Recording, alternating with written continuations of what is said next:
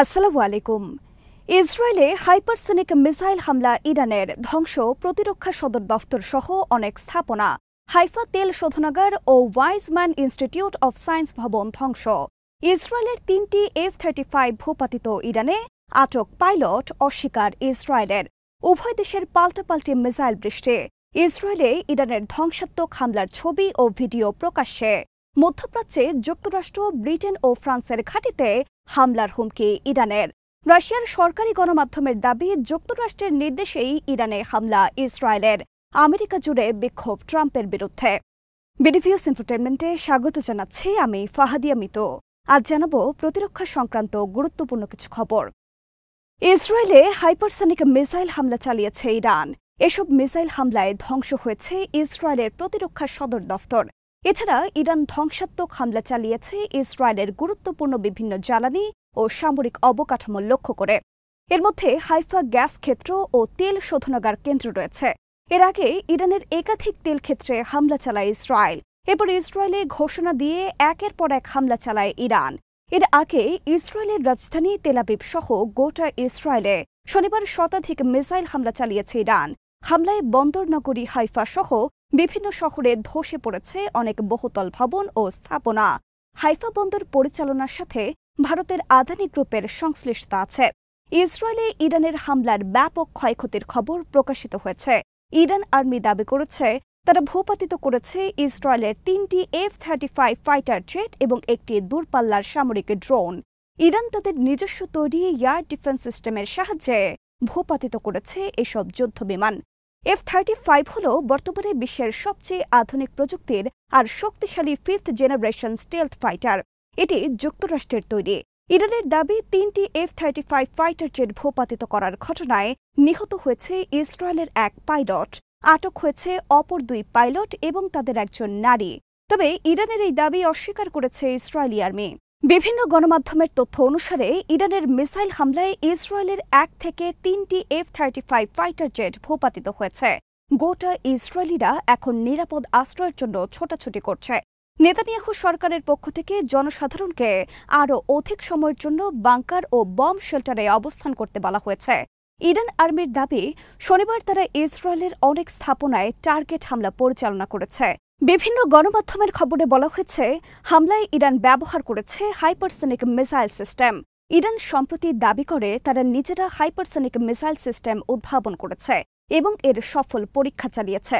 তারা ইসরায়েলের বিরুদ্ধে হামলা চালিয়েছে এই মিসাইলের সাহায্যে। বর্তমানে বিশ্বের রাশিয়া এবং চীন হাইপারসনিক মিসাইলের অধিকারী। ইসরায়েল এবং ইরান উভয়ে একে অপরের বিরুদ্ধে হামলা চালিয়েছে। ইসরায়েল দাবি করেছে তারা ইরানের পারমাণবিক স্থাপনা, জ্বালানি তেলের ডিপো সহ বিভিন্ন সামরিক স্থাপনায় নতুন করে হামলা চালিয়েছে। ইরান ইসরায়েল যুদ্ধে সরাসরি জড়িয়ে পড়তে পারে যুক্তরাষ্ট্র, ব্রিটেন, ফ্রান্স সহ অনেক দেশ।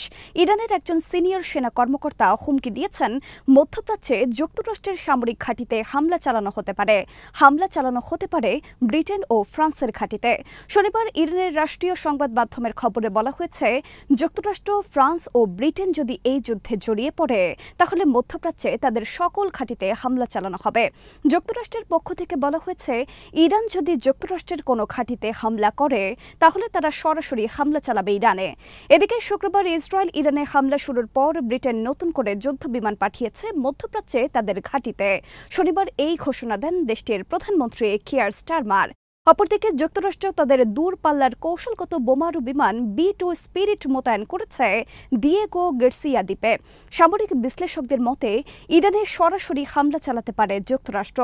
আর এই ক্ষেত্রে আরব দেশগুলো যদি তাদের দেশে অবস্থিত যুক্তরাষ্ট্রের ঘাঁটি ব্যবহারের অনুমতি না দেয় তাহলে দিয়েগো গার্সিয়া দ্বীপের ঘাঁটি থেকে যুক্তরাষ্ট্র হামলা পরিচালনা করবে ইরানে। রাশিয়ার সরকারি গণমাধ্যম RTর এক বিশ্লেষণে বলা হয়েছে ইরানে ইসরায়েলকে হামলার অনুমতি দিয়েছে যুক্তরাষ্ট্র। ওয়াশিংটনের অনুমতি পাওয়ার পরে ইসরায়েল ঝাঁপিয়ে পড়েছে ইরানের বিরুদ্ধে। RTর বিশ্লেষণে বলা হয়েছে ইরানের ইসরায়েলের হামলার ন্যূনতম কোনো বৈধতা নেই। বিশ্বের কোনো দেশ যদি ইসরায়েলে হামলার অধিকার রাখে সেটা হলো ইরান। ইসরায়েল বছরের পর বছর ধরে ইরানের বিরুদ্ধে হামলার প্রকাশ্য হুমকি দিয়ে আসছে। ইসরায়েল কয়েক বছর ধরে ইরানে হামলার প্রস্তুতি নিচ্ছে এবং এই বিষয়ে তারা প্রকাশ্যে বলে আসছে। তারা বছরের পর বছর ধরে ইরানের অভ্যন্তরে একের পর এক নাশকতা পরিচালনা করেছে। তাদের অনেক বিজ্ঞানী ও জেনারেলদের হত্যা করছে। এমনকি রাষ্ট্রীয় অতিথি ইসমাইল হানিয়াকে ইসরায়েল হত্যা করেছে তেহরানে। এ অবস্থায় ইরানের শতভাগ অধিকার রয়েছে ইসরায়েলের বিরুদ্ধে হামলা পরিচালনা। এখন গোটা বিশ্ব দেখল উল্টো পারমাণবিক বোমা বানানোর মিথ্যা অজুহাতে ইরানের বিরুদ্ধে হামলা চালিয়েছে ইসরায়েল। এই হামলা সমস্ত আইন কানুন ও নিয়ম নীতির লঙ্ঘন এবং ইরানের স্বাধীনতা ও সার্বভৌমত্বের প্রতি চূড়ান্ত আঘাত। এবং ইসরায়েল এই অপকর্ম করেছে যুক্তরাষ্ট্রের সবুজ সংকেত পেয়ে। ট্রাম্প প্রশাসন প্রমাণ করেছে তারা মুখে শান্তির কথা বলে, কিন্তু বাস্তবে তারাও পূর্বের বাইডেন প্রশাসনের মতোই যুদ্ধবাজ একটি সরকার। ইসরায়েল গত 2 বছর ধরে ফিলিস্তিনে গণহত্যা পরিচালনা করে আসছে।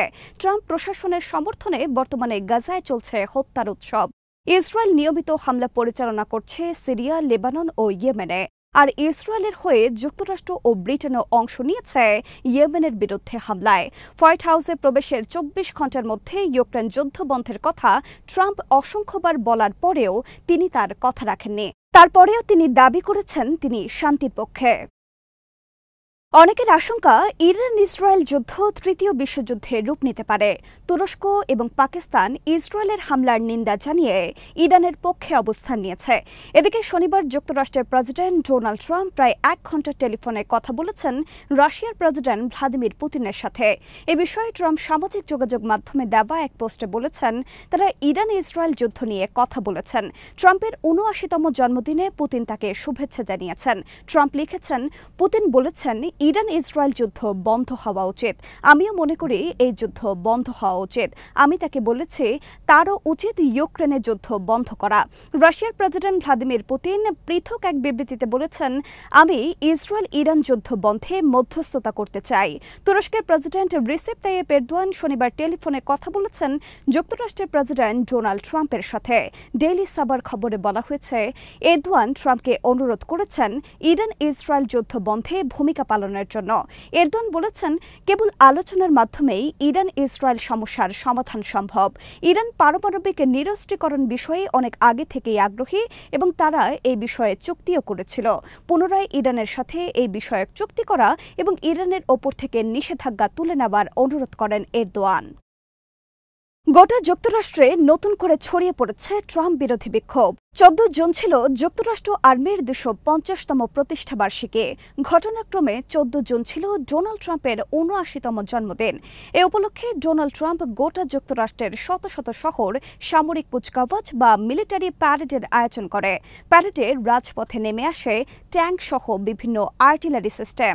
দেশজুড়ে আকাশে মহড়া দেয় শত শত যুদ্ধবিমান। এতে ব্যয় হচ্ছে বিপুল পরিমাণ অর্থ। ওয়াশিংটনে আয়োজিত প্যারেডে সালাম গ্রহণ করেন ডোনাল্ড ট্রাম্প।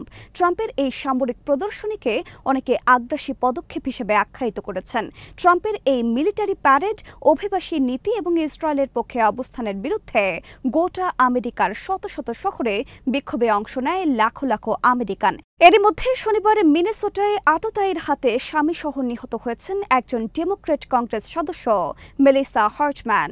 বিভিন্ন সামাজিক কর্মকাণ্ডের জন্য বিখ্যাত ছিলেন নিহত এই কংগ্রেস সদস্য। আজ এখানে শেষ করছি। সমরাষ্ট্র, প্রতিরক্ষা ও কূটনীতির নানা তথ্য জানতে চোখ রাখুন বিলিফিউস ইনফোটেইনমেন্টে। চ্যানেলটি ভালো লাগলে সাবস্ক্রাইব করুন, সংযুক্ত থাকুন আমাদের ফেসবুক পেজে। আল্লাহ হাফেজ।